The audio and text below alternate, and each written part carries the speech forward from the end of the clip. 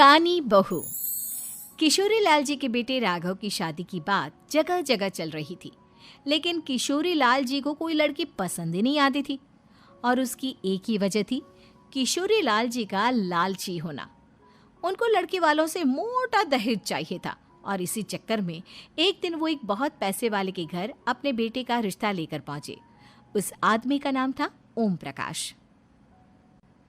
देखिए किशोरी लाल जी, मेरी एक ही बेटी है और मेरी सारी संपत्ति जायदाद सब कुछ मेरी बेटी नैना का ही है। पापा, नाम से लगता है बहुत खूबसूरत होगी। कितना अच्छा नाम है ना, नैना। ओ, वैसे बात तो सही है आपकी। अब इतना पैसा है, जमीन जायदाद है, इकलौती बेटी, आप भी क्या करेंगे? सब कुछ उसे ही देंगे ना। बिल्कुल ठीक पहचाना आपने। बस बेटी की शादी और सारी जायदाद उसके नाम। पापा, बिना देखे हाँ कर दीजिए ना। इतना अच्छा रिश्ता फिर कहाँ मिलेगा? माला माल हो जाएंगे हम। मैं अपनी बेटी को बुलाता हूँ। अरे नहीं नहीं नहीं नहीं, आपकी बेटी का नाम नैना है, सुनकर ही लगता है बहुत सुंदर होगी। रहने दीजिए अंकल, मैं तो आपकी बेटी के नाम से ही इतना खुश हो गया हूँ कि उसे बिना देखे शादी करने को तैयार हूँ। अब तो मैं उसका चेहरा सीधे शादी के बाद ही देखूंगा। और इस तरह राघव नैना का चेहरा नहीं देखता और उससे शादी कर लेता है। शादी के बाद अपनी सुहाग रात पर जब राघव नैना का घूंघट उठाकर देखता है तो नैना की आंखें बंद थी। कितने खूबसूरत हो तुम नैना, जरा अपनी आंखें खोलकर मेरी तरफ देखो तो सही। नहीं, मुझे शर्म आती है। अरे, मैंने तुम्हें शादी से पहले भी नहीं देखा, और अब अगर तुम आंखें खोलकर मुझे देखोगी भी नहीं तो मुझे अच्छा कैसे लगेगा? इससे पहले कि नैना अपनी आंखें खोलकर राघव की तरफ देखती, अचानक से लाइट चली गई और राघव नैना को पूरी तरह से देख भी नहीं पाया। अगली सुबह नैना राघव के लिए नाश्ता बनाकर लेकर आई। अरे ये क्या, आधा पराठा सेका हुआ है और आधा बिल्कुल कच्चा। ये तुमने क्या किया नैना? बहू, तुमने क्या आधा पराठा तवे से नीचे लटका कर रखा था, जो आधा सेका है और आधा कच्चा? मुझे जितना दिखेगा उतना ही तो सीखूंगी ना पापा जी। जहाँ जहाँ मुझे नजर आ रहा था वहाँ मैंने सीख लिया, जहाँ जहाँ नहीं दिखा वहाँ कच्चा रह गया होगा। इसका क्या मतलब है? ये कैसा मजाक कर रही है तुम? अरे बहू, तुमने इतना लंबा घूंघट क्यों लगाया हुआ है? देखो, हमारे घर में बहुओं को बेटी की तरह रखा जाता है, और फिर तुम तो इतना सारा माल लेकर आई हो। देखो, ये घूंघट डालकर रखने की कोई ज़रूरत नहीं है। हाँ नैना, पापा जी ठीक कह रहे हैं, तुम तो आराम से रहो, अपना ही घर समझो। नैना अचानक से अपना घूंघट उठा लेती है।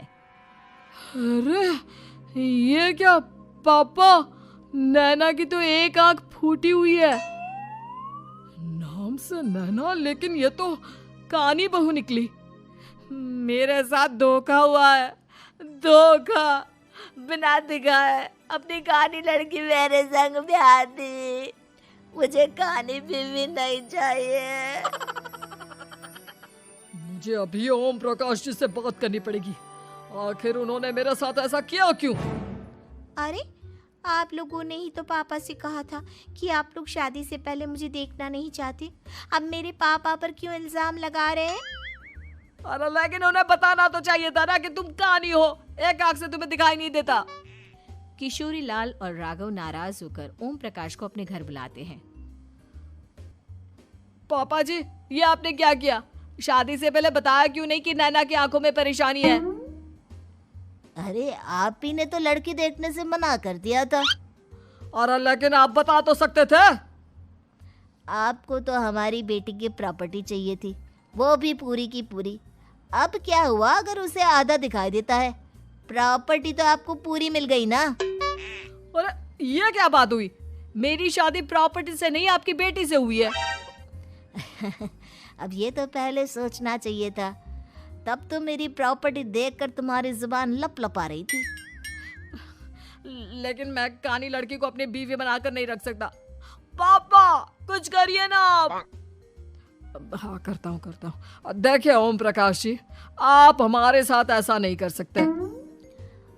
और तुम देखो, अगर तुमने मेरी बेटी से शादी तोड़ी ना, तो जो भी प्रॉपर्टी मैंने तुम्हें दी है वो तो पूरी की पूरी वापस ले ही लूँगा, और आधी प्रॉपर्टी तुम्हारी भी लूँगा। अरे मेरी आधी प्रॉपर्टी भला क्यों लेंगे आप? इसलिए क्योंकि मेरी बेटी को आधा नजर आता है और उसकी नज़र अभी तक तुम्हारी आधी जायदाद पर ही पड़ी है। अब तुम उसे घर से निकालोगे तो कुछ तो लेकर जाएगी ना। और अगर हम आपकी बेटी को अपने घर की बहू बनाकर रखे तो? तो तुम्हारी पूरी प्रॉपर्टी तुम्हारी ही रहेगी, और जो मैंने तुम्हें दिया है ना, उसमें से बस मैं आधा लेकर जाऊंगा। अरे लेकिन अब आप अपनी दी हुई प्रॉपर्टी में से आधी वापस क्यों लेकर जाएंगे? अगर मैं आपकी बेटी को अपनी पत्नी बनाकर रखने को तैयार हूं तो? इसलिए ताकि भविष्य में अगर तुम मेरी बेटी को धोखा दो तो उसके पास कुछ तो रहे जो पति का हो। वैसे मेरे पास तो बहुत कुछ है, लेकिन अपने पति की कोई निशानी तो उसके पास होनी चाहिए ना। अब अगर तुमने मेरी बेटी को कहानी कहा तो तुम्हें प्रॉपर्टी भी कहानी ही मिलेगी, पूरी नहीं। जमाए राजा। किशोरी लाल और राघव समझ चुके थे कि वो बुरी तरह फंस चुके हैं और अब उनके पास वहां से निकलने का कोई चारा नहीं है। अब समझ में आया ना, लालच बुरी बला होती है। एक तो तुम्हें प्रॉपर्टी मिली, ऊपर से बीवी मिली, उसमें तुम्हें नखरे भी दिखाने हैं। आए बड़े, चुपचाप बैठो दोनों। कुछ दिनों के बाद नैना राघव की कार लेकर बाजार घूमने निकलती है और जब कार लेकर वापस आती है, ये क्या? एक तरफ से मेरी गाड़ी पूरी खराब हो चुकी है। लगता है तुमने मेरी गाड़ी को किसी दूसरी गाड़ी के साथ एक्सीडेंट किया है। अरे अरे, कितना बड़ा नुकसान कर दिया तुमने बहू।